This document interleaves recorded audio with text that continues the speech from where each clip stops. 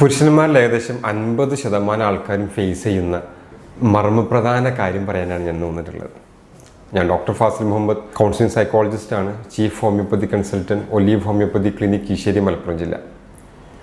പക്ഷെ 50% ആണുങ്ങൾ ഇത് സഫർ ചെയ്യുന്നുണ്ടെങ്കിലും 20% പേര് മാത്രമേ ഒരു പ്രോപ്പർ സൊല്യൂഷൻ ഇതിന് തേടാറുള്ളൂ, അല്ലെങ്കിൽ ട്രീറ്റ്മെൻറ്റിന് അവർ പോകാറുള്ളൂ. അത്രയും സീക്രട്ടായ ആൾക്കാർ കൊണ്ടെടുക്കുകയും ഒരുപാട് വിഷമിക്കുകയും ഡിപ്രഷൻ പോലത്തെ അവസ്ഥയിലേക്കൊക്കെ പോകുന്ന ഒരു കണ്ടീഷനാണിത്. ലൈംഗിക പ്രശ്നങ്ങൾ, മെയിൽ സെക്ഷുവൽ ഡിസ്ഫങ്ഷൻ എന്ന് പറയും. പലപ്പോഴും ഈ ലൈംഗികമായിട്ടുള്ള പ്രശ്നങ്ങൾ ഒരു ആണത്വത്തെ ബാധിക്കുന്ന ഒരു പ്രശ്നമായിട്ട് ആൾക്കാർ കാണല്. അയാളുടെ ആണത്വം അതിലാണ്. അപ്പം അത് പുറത്തറിഞ്ഞാൽ എന്തോ ഒരു വിഷമമുള്ള പോലെയാണ്. ഇതെല്ലാവരോടും പറയണം എന്നല്ല, ഇതൊരു പ്രോപ്പർ സൊല്യൂഷൻ ഉണ്ടോ എന്ന് അന്വേഷിക്കണം എന്ന് ഞാൻ പറഞ്ഞു വരുന്നുള്ളൂ. അപ്പോൾ അതുകൊണ്ട് തന്നെ സ്വന്തം പാർട്ട്ണറോട് പോലും ഇത് പറയൂല. പാർട്ട്ണറോട് ചോദിക്കുകയാണെങ്കിൽ തന്നെ എന്തെങ്കിലുമൊക്കെ പറഞ്ഞ് ഒഴിഞ്ഞു മാറും. പലരും ക്ലിനിക്കിലെത്ത ഭാര്യമാർ നിർബന്ധിച്ചിട്ട് നിങ്ങളൊന്ന് പോയി നോക്കൂ, സൊല്യൂഷൻ ഉണ്ടാവില്ല എന്നൊക്കെ ചോദിച്ച് പറഞ്ഞു വിടുന്നവരാണ്. അവർ ഗൂഗിളിൽ സെർച്ച് ചെയ്തൊക്കെയാണ് നമ്മുടെ അടുത്ത് ക്ലിനിക്കിലെത്തുക. ഞാൻ പറഞ്ഞു വരുന്നത് ഇതൊക്കെ പരിഹരിക്കപ്പെടാത്തൊരു പ്രശ്നമാണ്. അതല്ലെങ്കിൽ അയാൾ ചെറുപ്പകാലത്ത് ചെയ്ത ചില തെറ്റുകൾ എന്ന് തോന്നിക്കുന്ന കുറച്ച് കാര്യങ്ങൾ, മാസ്റ്റർബേഷൻ, സ്വയംഭോഗം ചെയ്യൽ, അത്തരം സംഗതി മൂലമാണ് ഞാൻ ഈ ഒരു അവസ്ഥയിലേക്ക് എത്തിയതെന്ന് ഇയാൾ സ്വയം ചിന്തിക്കുകയും ഇനി അതിൽ നിന്നൊരു പരിഹാരമില്ലാന്ന് ചിന്തിക്കുകയൊക്കെ ചെയ്യുന്നത് കൊണ്ടാണ് പലപ്പോഴും ഇവർ ട്രീറ്റ്മെൻറ്റ് പോകാൻ തന്നെ മടിക്കുന്നത്. ഓക്കെ, അപ്പം അങ്ങനെയൊന്നും കരുതേണ്ട കാര്യമില്ല. ഇത് അത്തരം സംഗതികളെയല്ല, പരിഹരിക്കാവുന്നതേ ഉള്ളൂ. പുരുഷന്മാരുമായി ബന്ധപ്പെട്ട എല്ലാ ലൈംഗിക പ്രശ്നങ്ങളും നമുക്കൊന്ന് ഡിസ്കസ് ചെയ്യുന്നില്ല. ഏറ്റവും പ്രധാനപ്പെട്ട 2 കാര്യങ്ങൾ ഞാൻ ഇന്ന് പറയാൻ ആഗ്രഹിക്കുന്നുള്ളൂ. ഒന്ന്, ഇറക്ടൈൽ ഡിസ്ഫങ്ഷൻ. രണ്ടാമത്തെ, പ്രിമച്ചർ ജാക്കുലേഷൻ, ബലക്കുറവും പെട്ടെന്ന് ശുക്ലം പോകുന്നൊരവസ്ഥ, ശീഘ്രസ്കലനമാണ് ഞാനിന്ന് പറയാൻ പോകുന്നത്. ഇറക്ടൈൽ ഡിസ്ഫങ്ഷൻ അല്ലെങ്കിൽ ബലക്കുറവ് എന്ന് പറയുമ്പോൾ സാധാരണ ഇതിലത് പറയാറ് എന്താണിതെന്ന് ചോദിച്ചു കഴിഞ്ഞാൽ, ഒരു പ്രോപ്പറായിട്ടുള്ള ലൈംഗിക ബന്ധത്തിന് ലൈംഗിക അവയം നല്ല സ്ട്രെങ്ത്തിൽ നിൽക്കാണ്ടിരിക്കുക എന്നുള്ളതാണ്. ഉദ്ധരിച്ച് നിൽക്കാണ്ടിരിക്കുന്നതിനാണെന്ന് പറയാം. ചില ആൾക്കാരിൽ അത് ഇൻ ദി ബിഗിനിങ്, ഇപ്പോൾ ലൈംഗിക ബന്ധം തുടങ്ങുമ്പോഴേ തന്നെ ഇത് ഉദ്ധരിച്ച് നിൽക്കില്ല. ചിലരിൽ ഇത് ആദ്യം ഉദ്ധരിക്കുകയും ഓർഗാസത്തിൽ എത്തുന്നതിന് മുമ്പ് തന്നെ ഈ ബലത്തിൽ നിൽക്കുന്ന ലൈംഗികാവയവം ചുരുങ്ങിപ്പോവുകയും ചെയ്യും. ഈ 2 അവസ്ഥയാണ് ഇത് പൊതുവെ ഉണ്ടാവില്ലേ. 2 ടൈപ്പാണ് ഇതിലുള്ളത്. ഒന്ന് ലൈഫ് ലോങ് പി എന്ന് പറയും, രണ്ടാമത്തെ അക്വയർഡ് പി. ലൈഫ് ലോങ് എന്ന് പറഞ്ഞാൽ ആളുടെ ഫ്രം ദി ബിഗിനിങ്, ജീവിതകാലം മുഴുവൻ ആൾ അങ്ങനെ തന്നെയാണ്, ബലത്തിൽ ഒരു സമയത്ത് നിന്നിട്ടുണ്ടാവില്ല. അക്വയർഡ് ആകുമ്പോൾ ഒരു സമയത്ത് നല്ല രീതിയിൽ അത് വർക്കാവുകയും കുറച്ച് കാലങ്ങൾക്ക് അല്ലെങ്കിൽ കുറച്ച് വർഷങ്ങൾക്ക് ശേഷം ചില ഏജിലെത്തുമ്പോൾ, കല്യാണം കഴിഞ്ഞ് കുറച്ച് കാലത്തിന് ശേഷം ഈ അവസ്ഥയിലേക്ക് എത്തുകയും ചെയ്യും.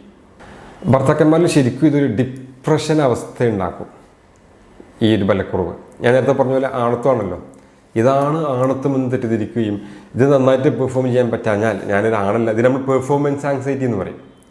ഇത് ഇവഞ്ച്വലി ഡിപ്രഷനിലേക്ക് എത്തും, റിക്കറൻറ്റ് ഡിപ്രസീവ് ഡിസോർഡറിലേക്ക് വരെ ഇതൊക്കെ പോകും. ആൾക്കാരോട് സംസാരിക്കാത്ത അവസ്ഥ, മിണ്ടാനുള്ളൊരു വിഷമം, ഒരു അപകർഷതാബോധം, ഒരു കോൺഫിഡൻ്റ് ആയിട്ട് ഒരു കാര്യം, ഇതിൽ നിന്നല്ല ഒരു കാര്യവും ചെയ്യാൻ പറ്റാത്ത അവസ്ഥയിലേക്ക് എത്താറുണ്ട്. ചില ആൾക്കാരിൽ പെട്ടെന്നൊരു ദിവസം ഇതിങ്ങനെ സംഭവിക്കും. ഇപ്പം ഇറക്ഷൻ ബലക്കുറവ് വരികയും എന്തോ സംഭവിച്ച പോലെ അതിഭീകരമായ ടെൻഷൻ അവസ്ഥ നമ്മൾ ക്ലിനിക്കിൽ വരിക. ഫസ്റ്റ് ഡോക്ടർ ആകെ ഇനിയൊന്നുമില്ല, ഇനി എനിക്കൊന്നും ചെയ്യാനില്ല, വൈഫ് വളരെ ചെറുപ്പമാണ്, ഞാൻ എന്താണ് ചെയ്യുക, ഒരു ഭയങ്കര വെപ്രാളത്തിൽ ലെവലിൽ സംസാരിക്കുക, എന്തോ നഷ്ടപ്പെട്ട പോലെ. അപ്പം ഞാൻ വളരെ കാമായിട്ട് കാര്യങ്ങൾ പറഞ്ഞ് മനസ്സിലാക്കും. ഒരു വിത്തിൻ 1 വീക്ക് അത് പ്രോപ്പറായിട്ടുള്ള അവസ്ഥയിൽ എത്തിയിട്ടുണ്ടാവും. പക്ഷേ ആ ഒരു 1 വീക്ക് ഇവർ അനുഭവിച്ച് തീർക്കുന്ന ടെൻഷൻസ് ചില്ലറൊന്നും ആവില്ല. പല കാരണങ്ങളൊക്കെ ഉണ്ട് ഇങ്ങനെ സംഭവിക്കാൻ. പലപ്പോഴും കല്യാണം കഴിഞ്ഞ ആദ്യ കുറച്ച് നാളുകളിലൊക്കെ അത് വളരെ വിഷമമായിട്ട് വരലുണ്ട്. 90% ആൾക്കാരിലും ഇതിൻ്റെ പ്രധാനപ്പെട്ട കാരണം സൈക്കോളജിക്കൽ ഇഷ്യൂസാണ്, മനസ്സുമായി ബന്ധപ്പെട്ട കാര്യത്തിലാണ്. ഫിസിക്കലായിട്ടുള്ള അല്ലെങ്കിൽ ഹോർമോൺപരമായിട്ടുള്ള കാര്യങ്ങൾ വളരെ റയർ ആൾക്കാരിൽ ഉണ്ടാവില്ലുള്ളൂ. കല്യാണം കഴിഞ്ഞുകൊണ്ട് ആങ്സൈറ്റി ഉണ്ടാവും. വൈഫ് വീട്ടിലെത്താണ്, ആദ്യമായിട്ട് അത്തരം ഒരു സ്ത്രീയുമായിട്ട് ആ രീതിയിൽ നമ്മൾ ഇടപെടുന്നത്. സ്വാഭാവികമായിട്ട് നമ്മൾ എക്സൈറ്റ്മെൻറ്റ് ഉണ്ടാവും, അതിൻ്റെ കൂടെ ഒരു ഉത്കണ്ഠ ഉണ്ടാവും, എന്താവും, എനിക്ക് നന്നായിട്ട് പെർഫോം ചെയ്യാൻ പറ്റില്ലേ. അത് ഇവഞ്ച്വലി പെർഫോമൻസ് ആങ്സൈറ്റിയിലേക്ക് നീങ്ങും. എനിക്ക് നന്നായിട്ട് പെർഫോം ചെയ്യാൻ പറ്റില്ലേ, എന്തായിപ്പോവും. സ്വാഭാവികമായിട്ടും ആ ഒരു ടെൻഷനും ഈ ആങ്സൈറ്റിയും ഇറക്ടൈൽ ഡിസ്ഫങ്ഷനിലേക്ക് നയിക്കും. അതുപോലെ പാർട്ണറും ആ രീതിയിലാണ്. അപ്പോൾ ഭാര്യയാണെങ്കിലും ആ ഒരു ടെൻഷനിലാണ് അവിടെ വരുന്നത്. അപ്പോൾ ഭാര്യയുടെ അത്ര സുഖകരമില്ലാത്ത മുഖം കാണുമ്പോഴും, എന്ന് വെച്ചാൽ ടെൻഷനായിട്ടുള്ള ഫേസ് കാണുമ്പോഴും, ആ രീതിയിലൊക്കെ സംസാരമൊക്കെ കാണുമ്പോഴൊക്കെ വീണ്ടും ടെൻഷൻസ് കൂടും. സ്വാഭാവികമായിട്ടും അത് ബലക്കുറവിലേക്ക് നയിക്കും. ആ ബലക്കുറവ് ഫസ്റ്റ് നൈറ്റിൽ അല്ലെങ്കിൽ ആദ്യ കുറച്ച് കാലത്ത് സംഭവിക്കുന്ന ബലക്കുറവ് വീണ്ടും ഇവരിൽ ടെൻഷൻസ് ഉണ്ടാക്കും. ഇനി എന്ത് ചെയ്യണം, കുറേ കഴിയുമ്പോൾ ഭാര്യയും ചോദിക്കാൻ തുടങ്ങും എന്തു പറ്റി. യഥാർത്ഥത്തിൽ സ്ത്രീകളിലൊരു കണ്ടീഷനുണ്ട്, വജീനിസംസ് എന്ന് പറയും. ഞാൻ മറ്റൊരു വീഡിയോയിൽ ചെയ്തിട്ടുണ്ട്. അവരുടെ യോനിഭാഗത്ത് കട്ടിയായിട്ട് അല്ലെങ്കിൽ മസിൽസ് സങ്കോചിച്ച് നിൽക്കുന്ന ഒരവസ്ഥ, അത് സ്ത്രീകളിൽ ഉണ്ടാകുന്ന ഇതേപോലത്തെ ഒരു അവസ്ഥയാണ്. മാനസികമായിട്ട് വിഷമം ഉണ്ടാകുമ്പോൾ അല്ലെങ്കിൽ എന്താ പറയുക ടെൻഷൻസ് ഉണ്ടാകുമ്പോഴൊക്കെ ഉണ്ടാകുന്ന ഒരു അവസ്ഥയാണ്. അത് കാരണമാണ് പലപ്പോഴും ലിംഗം ഉള്ളിലേക്ക് ഇൻസേർട്ട് ചെയ്യാൻ പറ്റാതെ വരുന്നത്, ഒരു പ്രോപ്പർലി ലൈംഗികത്തിലേക്ക് വിഷമം ഉണ്ടാക്കുന്നത്. പക്ഷെ അതും ഈ ആളിലേക്ക് ചാർത്തപ്പെടും. ഇയാളിത് ട്രൈ ചെയ്യുകയും കുറച്ച് കഴിയുമ്പോൾ ബലക്കുറവ് വരികയും ചെയ്യുമ്പം സ്വാഭാവികമായിട്ട് അത് ഇറക്ടൽ ഡിസ്ഫങ്ഷൻ ആണെന്നും സ്ത്രീക്ക് അതൊരു കുഴപ്പമില്ലെന്ന രീതിയിലേക്ക് വരും. അങ്ങനെ വന്ന് ഡിവോഴ്സ് ആയ ആൾക്കാർ വരെ ക്ലിനിക്കിലേക്കൊക്കെ വരലുണ്ട്. അതല്ല സംഗതി. ഇപ്പോൾ ഈ ആങ്സൈറ്റിയോ അല്ലെങ്കിൽ സ്ത്രീകളിലുണ്ടാകുന്ന വജീനിസമസോ ആ സംഗതിക്ക് ഡീൽ ചെയ്ത് പ്രോപ്പറായിട്ട് മുമ്പോട്ട് പോകുകയാണെങ്കിൽ വളരെ നല്ല രീതിയിൽ അവർക്ക് ജീവിതം മുമ്പോട്ട് കൊണ്ടുപോകാൻ പറ്റുമായിരുന്നു എന്നാണ് ഞാൻ പറയുന്നത്. ചില ഹോർമോണിൻ്റെ അളവ് കുറവുകൾ, ടെസ്റ്റോസ്റ്ററോൺ പോലത്തെ ഹോർമോണിൻ്റെ അളവ് കുറവുകൾ, ചില ലൈഫ് സ്റ്റൈൽ ഹാബിറ്റുകൾ, സ്മോക്കിംഗ്, ആൽക്കഹോൾ, അതൊക്കെ ഈ ഒരു അവസ്ഥയിലേക്ക് നയിക്കലുണ്ട്. അതിന് കണക്ക് മർമ്മപ്രധാനം ഞാൻ നേരത്തെ പറഞ്ഞ ആങ്സൈറ്റിയോ അല്ലെങ്കിൽ എക്സൈറ്റ്മെൻറ്റോ മായി ബന്ധപ്പെട്ട സംഗതികളാണ്. മറ്റു പല സൈക്കോളജിക്കൽ ഇഷ്യൂസും ഇതിലേക്ക് നയിക്കാറുണ്ട്. സൈക്കാട്രിക് ഡ്രഗ്സ് എടുക്കുന്നവരിൽ, ചില മാനസികപരമായിട്ടുള്ള മരുന്ന് കഴിക്കുന്നവരിലും ഈ ഒരു വിഷമങ്ങൾ ഉണ്ടാവലുണ്ട്. ചില ചെറിയ ചെറിയ രീതിയിലുള്ള ലൈഫ് സ്റ്റൈൽ മോഡിഫിക്കേഷൻസ് ഒക്കെ നല്ല മാറ്റങ്ങൾ ഇതിലുണ്ടാക്കും. പ്രോപ്പറായിട്ടൊരു എക്സസൈസ് ചെയ്യാം. ഞാൻ ആദ്യം പറഞ്ഞു, കല്യാണം കഴിഞ്ഞ് ഉടനെ വരുന്ന ഇത്തരം പ്രശ്നങ്ങളെ നിങ്ങൾ തീർച്ചയായിട്ടും ഒരു കൗൺസിലിങ്ങിന് വിധേയനാവുകയും അല്ലെങ്കിൽ ഒരു സെക്സ് തെറാപ്പിസ്റ്റിനെ കണ്ടത് പ്രോപ്പറായിട്ടുള്ള ട്രീറ്റ്മെൻറ്റ് എടുക്കണം. അത് കഴിഞ്ഞ് കുറച്ച് ഏജ്ഡ് ആയിട്ടുള്ള ആളാണെങ്കിൽ അവർക്കൊക്കെ ഈ ഒരു കൺസൾട്ടേഷൻ്റെ കൂടെ, ഡോക്ടറെ കാണിക്കുന്നതിൻ്റെ കൂടെ നിങ്ങൾ ചെയ്യേണ്ട കാര്യമാണ്, മരുന്നിനപ്പുറം നിങ്ങൾ ചെയ്യേണ്ട കാര്യങ്ങളാണ്. റെഗുലറായിട്ട് എക്സസൈസ് ചെയ്യണം. ബ്ലഡ് അങ്ങോട്ട് റഷ് ചെയ്യുമ്പോഴാണ് നമ്മുടെ ലിംഗം ഉദ്ധരിച്ച് നിൽക്കുന്നത്. അത് സ്പോഞ്ച് പോലത്തെ ഒരു അവയവമാണ്. അതിലേക്ക് അറകളിലേക്ക് ബ്ലഡ് എത്തുമ്പോഴാണ് ഇത് പ്രോപ്പറായിട്ട് ഉദ്ധരിച്ച് നിൽക്കുക. അപ്പം ആ ഒരു സർക്കുലേഷൻ ഇൻക്രീസ് ചെയ്യാനായിട്ട് റെഗുലർലി എക്സസൈസ് ചെയ്യണം. റെഗുലർലി എക്സസൈസ് ചെയ്യാന്ന് പറയുമ്പം ആഴ്ചയിൽ 5 ദിവസമെങ്കിലും 45 മിനിറ്റ് നന്നായിട്ട് വിയർക്കുന്ന രീതിയിൽ എക്സസൈസ് ചെയ്യുന്നതാണ് നല്ലത്. 3 ലിറ്ററെങ്കിലും അല്ലെങ്കിൽ 8 മുതൽ 12 ഗ്ലാസ് വരെയെങ്കിലും വെള്ളം കുടിക്കാൻ ശീലമാക്കുക. റുമ്മമ്പഴം, അവഗാഡോ, ചില നട്ട്സുകൾ, ഓയിസ്റ്റർ പോലുള്ള ഫിഷ് സംഗതികളൊക്കെ ഫുഡിൽ ഉൾപ്പെടുത്തിയാൽ വളരെ നന്നാവും. സ്മോക്ക് ചെയ്യുന്ന ആളാണെങ്കിൽ സ്മോക്ക് ക്വിറ്റ് ചെയ്യുക. സ്മോക്കിങ് പതിയെ പതിയെ നിർത്തുക എന്നൊരു പ്രോസസ്സ് സ്മോക്കിങ്ങിലില്ല എന്നാണ് പറയാം. സ്മോക്കിംഗ് ക്വിറ്റ് ഒറ്റയടിക്ക് നിർത്തണം, അപ്പോഴേ അത് നിൽക്കുള്ളൂ. അപ്പോൾ സ്മോക്കിങ്ങും ഇതിന് വശമായിട്ട് വരാറുണ്ട്. ആൽക്കഹോൾ അമിതമായിട്ട് കഴിക്കുന്നവരിലും അത് പ്രശ്നങ്ങളുണ്ടാക്കും. കാരണം ഈ ആൽക്കഹോൾ അമിതമായിട്ട് ചെന്ന് കഴിഞ്ഞാൽ ഈ ടെസ്റ്റോസ്റ്ററോണിൻ്റെ അളവ് അത് കുറയ്ക്കും, ഈസ്ട്രോജൻ്റെ അളവ് അത് കൂട്ടുകയും ചെയ്യും. അപ്പോൾ സ്വാഭാവികമായിട്ടും ഈ വിഷമങ്ങൾ അത് ഉണ്ടാക്കും. ഈ ഇറക്ടൽ ഡിസ്ഫങ്ഷനിലെ ആൾക്കാർ പലപ്പോഴും ലൈംഗികതയോട് തന്നെ ഒരു താല്പര്യക്കുറവ് കാണിക്കും. കാരണം അയാൾക്ക് നന്നായിട്ട് പെർഫോം ചെയ്യാൻ പറ്റില്ല എന്നുള്ള ഒരു ബാക്ക്ഗ്രൗണ്ട് തോട്ട് അയാൾ അതിലേക്ക് പോകുന്നതിന് തടയും. അങ്ങനെ വരുമ്പോഴൊരു വിഷമം എന്താ വെച്ചാൽ സ്വാഭാവികമായിട്ട് ലൈംഗികത നടക്കാണ്ടിരിക്കുകയും ഭാര്യയിലും ഈ പ്രശ്നങ്ങൾ ഉണ്ടാക്കും. ഭാര്യയ്ക്കും കുറച്ച് കഴിഞ്ഞാൽ ലൈംഗിക വിരക്തി വരും. കാരണം അത്തരം ഒരു സംഗതി ഇയാളുടെ നിന്ന് കിട്ടുന്നില്ല. അതുകൊണ്ട് തന്നെ ഭാര്യയിലും ലൈംഗിക വിരക്തി ഉണ്ടാവും. ഒരു കല്യാണം കഴിഞ്ഞ ഒരു കപ്പിളിന് നല്ല രസകരമായി ലഭിക്കേണ്ട ഒരു സംഗതി മിസ്സാകുമ്പോൾ അതെല്ലാത്തിനും ബാധിക്കും. നല്ലൊരു ലൈംഗികത വളരെ സന്തോഷകരമായ ഒരു ദാമ്പത്യ ബന്ധത്തിലേക്ക് നയിക്കുമെന്നാണ് പറയാം. നമ്മൾ ചുമ്മാ ഹഗ് ചെയ്താൽ തന്നെ ഓക്സിറ്റോസിൻ എന്ന ഹോർമോൺ റിലീസാകും രണ്ടുപേരിലും. അത് ബന്ധങ്ങളെ ദൃഢാക്കും. അത് ഭാര്യനാവുന്നില്ല. ഇപ്പോൾ നമ്മൾ മക്കളെ ഹഗ് ചെയ്താലും മകൻ അമ്മമാരെ ഹഗ് ചെയ്താലും ഒക്കെ ഈ സാധനം ഉണ്ടാവും. ഓക്സിറ്റോസിൻ റിലീസാവും. അത് ഈ ബന്ധങ്ങളെ ദൃഢാക്കും. അപ്പം ലൈംഗിക ബന്ധം കുറയുക വഴി ഈ റിലേഷൻഷിപ്പിൽ തന്നെ പ്രശ്നങ്ങളുണ്ടാവും. അതായത് പഴയ പോലത്തെ ഒരു ഇൻറ്റിമസിയോ ഒരു സ്നേഹമൊന്നും വൈഫ് കാണിച്ചോളുന്നില്ല. അത് വൈഫിന് കിട്ടുന്നില്ല എന്നതുകൊണ്ടല്ല, വൈഫിൻ്റെയും ശാരീരികമായിട്ട് ചില മാറ്റങ്ങൾ ഉണ്ടാവും എന്നർത്ഥം. ഇറക്ടൽ ഡിസ്ഫങ്ഷന് മറ്റൊരു പ്രധാനപ്പെട്ട കോസാണ് ഈ റിലേഷൻഷിപ്പിലെ പ്രശ്നങ്ങൾ. ഭാര്യയും ഭർത്താവും തമ്മിലുള്ള അടി, ചുമ്മാ തർക്കിക്കൽ. മൈൻഡ് വളരെ ഇമ്പോർട്ടൻ്റ് ആണ്. നല്ല പീസ്ഫുൾ ആയിട്ടുള്ള മൈൻഡ് വളരെ ഇമ്പോർട്ടൻ്റ് ആണ് ലൈംഗികതയ്ക്ക്. ഓട്ടോണോമസ് നെർവുകളാണ് ഇതിനെ കൺട്രോൾ ചെയ്യുന്നത്. നമുക്ക് നമ്മളെ കൈയും കാലം ഹാൻഡിൽ ചെയ്യുന്ന പോലെ ലൈംഗിക അവയവത്തെ നമുക്ക് ഹാൻഡിൽ ചെയ്യാൻ കഴിയില്ല.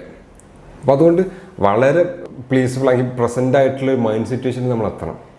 നമുക്ക് നമ്മളെ പാർട്ട്ണറോട് ഇഷ്ടമില്ലാതെ വരികയോ എന്തെങ്കിലും കുശുമ്പൊക്കെ പറഞ്ഞ് നമ്മൾ തെറ്റി നിൽക്കുകയൊക്കെ ചെയ്ത് കഴിഞ്ഞാൽ ഈ സാധനം വർക്കൗട്ട് ആവില്ല.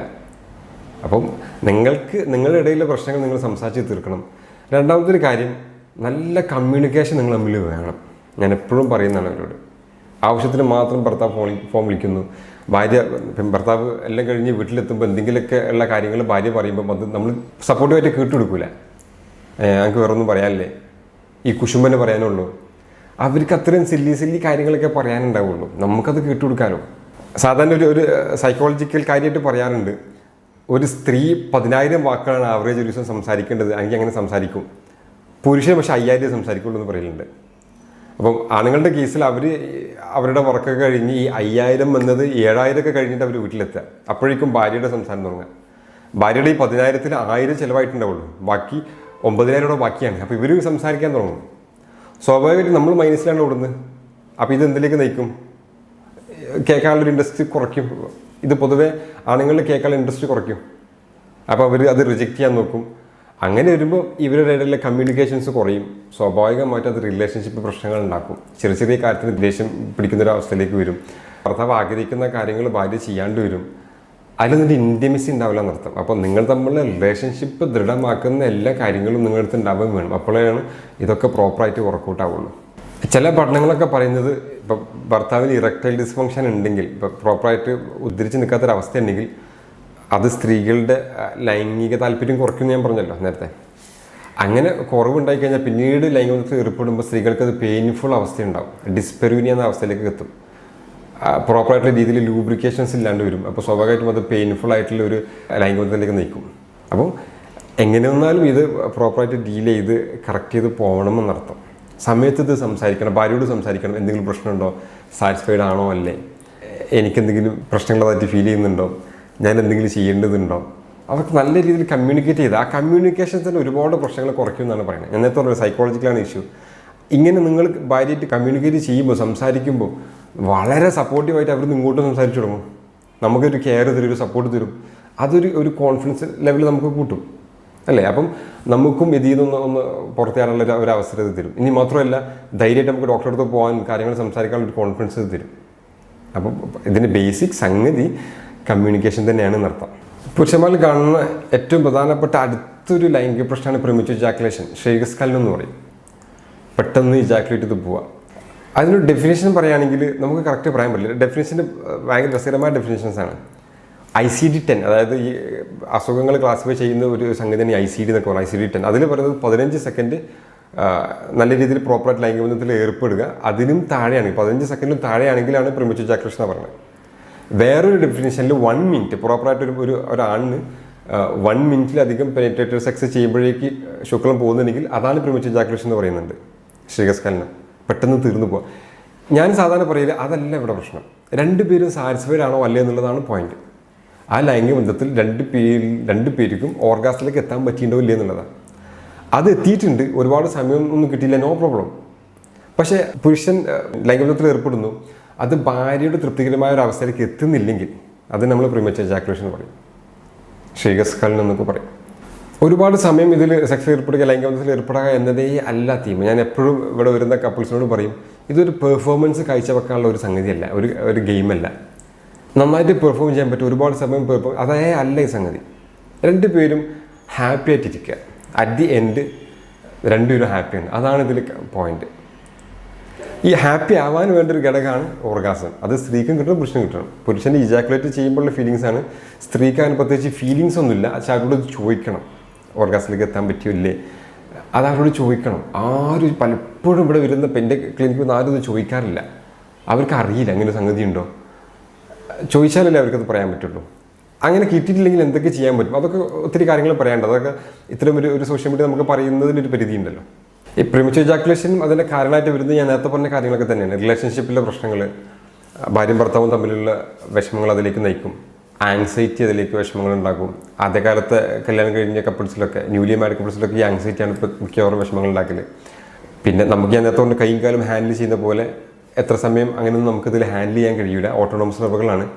ഒരു പെട്ടെന്ന് ഇജാക്കുലേറ്റ് ചെയ്ത് പോകുന്നു എന്നത് ഒരിക്കലും ഒരു പുരുഷൻ അല്ലെങ്കിൽ ഒരു ഭർത്താവ് മനഃപൂർവ്വം ചെയ്യുന്ന കാര്യമേ അല്ല. ആദ്യം മനസ്സിലാക്കുന്ന ഒരു കാര്യമാണ്, ഒരിക്കലും അവർ മനഃപൂർവ്വം ചെയ്യുന്നതല്ല. അവർക്ക് അത് കൺട്രോൾ കിട്ടാഞ്ഞിട്ടാണ്. അത് മാത്രമല്ല, അത് അവരുടെ ഫിസിക്കൽ സംഗതിയുമായി ബന്ധപ്പെട്ടല്ല, അവരുടെ ആളത്വമായി ബന്ധപ്പെട്ടോ അല്ലെങ്കിൽ അവരുടെ ബോഡിയിലെ ആരോഗ്യപരമായി ബന്ധപ്പെട്ടോ അല്ല. അത് ആ തെറ്റിദ്ധാരണയൊക്കെ ദയവേത് സ്ത്രീകളും പുരുഷനും മാറ്റണം. പലപ്പോഴും ഇതെന്തോ ഒരു പ്രശ്നമാണ്, എനിക്കതിന് പറ്റുന്നില്ല, എൻ്റെ ആണത്വപരമായിട്ടുള്ള എന്തോ ഒരു സംഗതികളുണ്ട്. പിന്നെ അത്തരം ചിന്തകളാണ് പലപ്പോഴും ഇവരെ ക്ലിനിക്കിലേക്ക് പോകാൻ ഒരു ഹെൽപ്പ് തരാനൊക്കെ പ്രിവെൻറ്റ് ചെയ്യണം. അതിൽ നിന്നൊക്കെ പിന്മാറാനുള്ളൊരു കാരണം ഇതാണ്. അങ്ങനെയൊന്നും നിങ്ങൾ ചിന്തിക്കേണ്ട കാര്യമില്ല. ഒരിക്കലും അത് നിങ്ങൾ മനഃപൂർവ്വം ചെയ്യുന്നതുമല്ല, നിങ്ങളുടെ ഇടയിൽ എന്തോ പോരായ്മയല്ല. പിന്നെ എങ്ങനെ പരിഹരിക്കണം എന്നുള്ളത് നമുക്കിത്തരം ഒരു സംഗതിയിൽ പറയാൻ കഴിയില്ല. അത് പരിഹരിക്കാനായിട്ട് ഒരു ഡോക്ടറെ കണ്ട് കൺസൾട്ട് ചെയ്ത് റെഡിയാക്കി എടുക്കുക.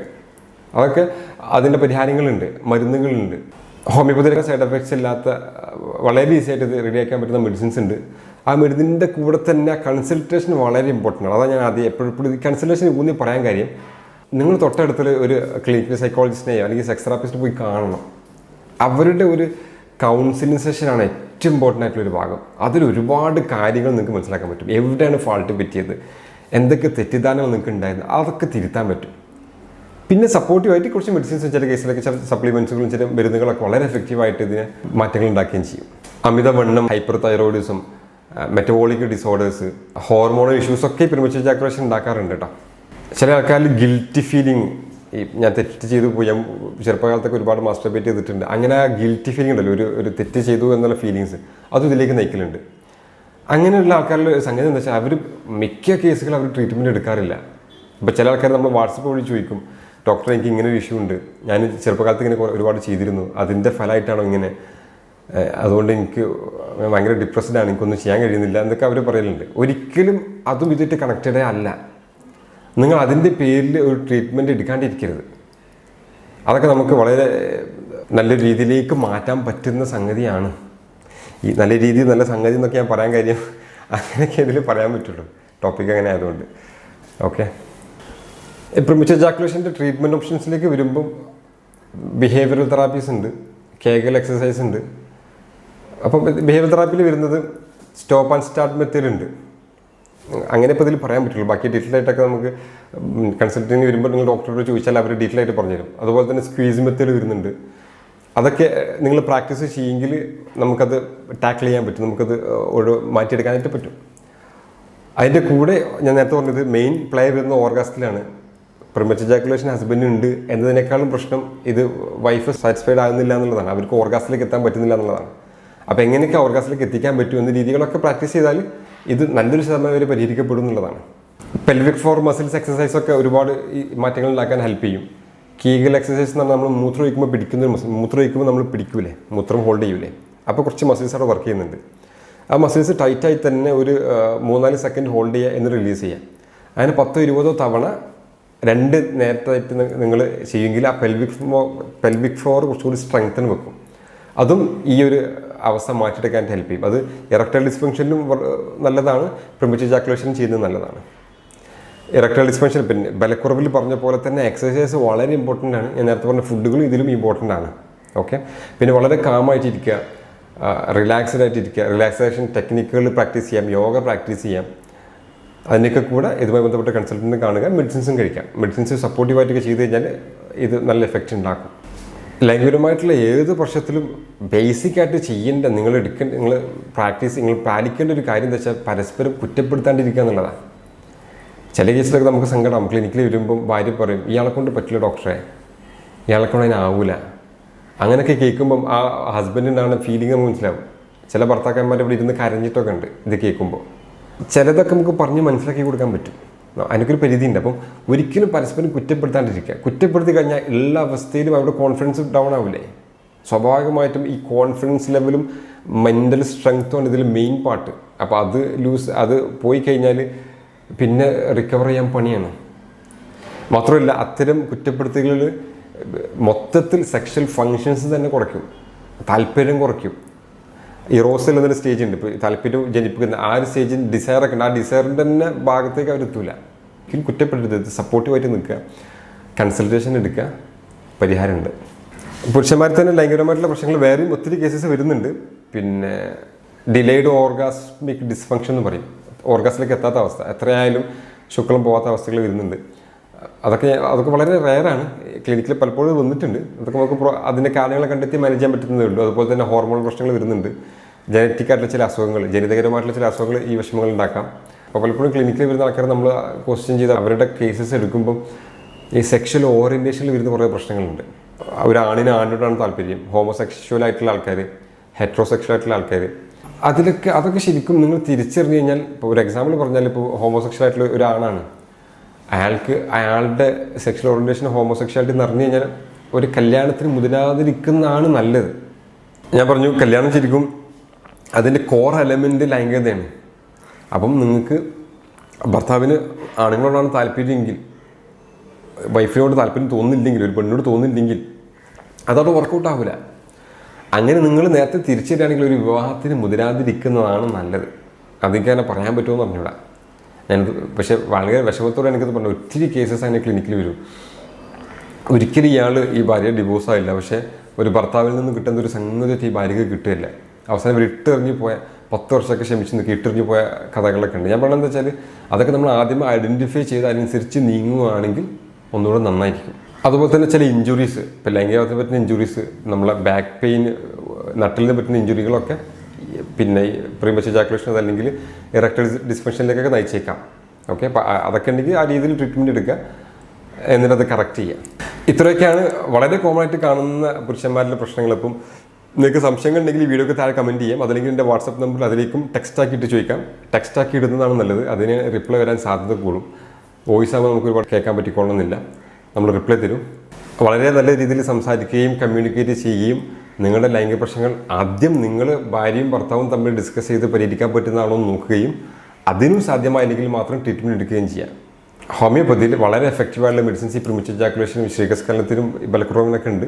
വളരെ എഫക്റ്റീവാണ്, സൈഡ് എഫക്ട്സും ഇല്ല, സേഫായിട്ട് എടുക്കാൻ പറ്റും. നിങ്ങൾക്ക് തൊട്ടടുത്തുള്ള ഹോമിയോ ഡോക്ടറെ കണ്ടാൽ മതി. അതിന് മുമ്പ് ഒരു കൗൺസിലിംഗ് സെഷൻ അറ്റൻഡ് ചെയ്യണം നടത്താം. ഇത്രയൊക്കെ പറഞ്ഞ് നമുക്ക് ഈ ഒരു ടോപ്പിക്കോട് അവസാനിപ്പിക്കാം. അടുത്ത നല്ലൊരു ഹെൽത്ത് ടോപ്പിക്കുമായിട്ട് നമ്മൾ വീണ്ടും വരും. ഞാൻ doctor Fazil Muhammad, counselling psychologist, chief homoeopathy consultant, olive homoeopathy clinic, Keeshery, Malappuram ജില്ല. Thanks for watching. ബൈ.